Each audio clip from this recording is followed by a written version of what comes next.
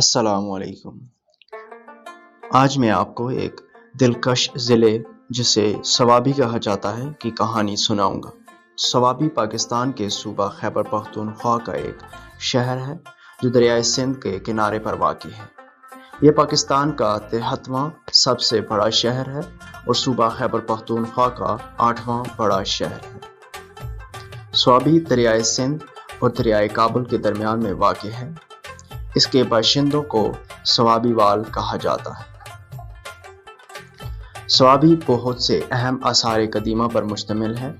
یہ قندھارا تہذیب کا حصہ تھا۔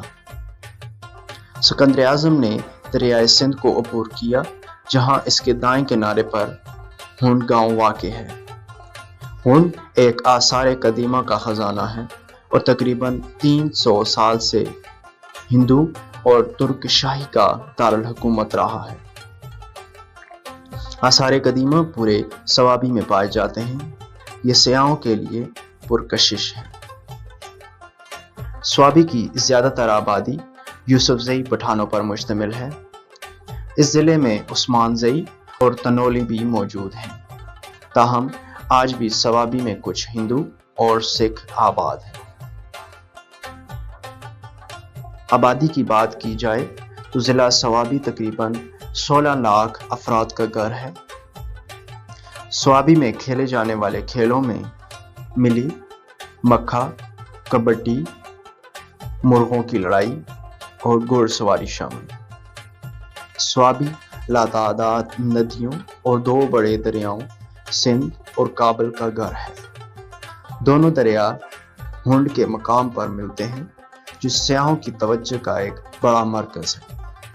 دریائے سندھ اپنے شاندار نیلے رنگ کے ساتھ اور دریائے کابل کیچڑ والے بھورے رنگ کے ساتھ ہنڈ کے مقام پر ملتے ہیں۔ گاؤں ملی میں ایک منفرد ندی ہے جو گاؤں کے درمیان سے گزرتی ہے اور اس ندی کو آبپاشی کے لیے استعمال کیا جاتا ہے۔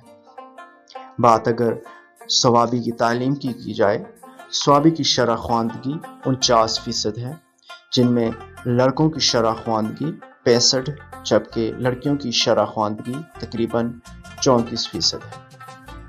ضلع سوابی میں کئی پرائمری، ہائی اور ہائی سیکنڈری سکولز موجود ہیں۔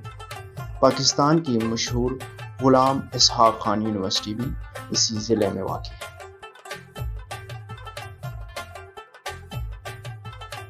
سوابی ایک زرعی ضلع ہے۔ یہاں کی زمین سرسبز و شاداب ہے۔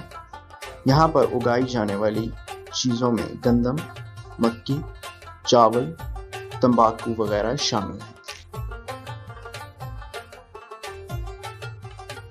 بات اگر صنعت کی جائے تو سوابی میں کئی صنعتیں ہیں جن میں plastic and rubber industry, chemical industry, textile loom sector, flour mills, textile mills اور سوپ انڈسٹری وغیرہ شامل ہیں۔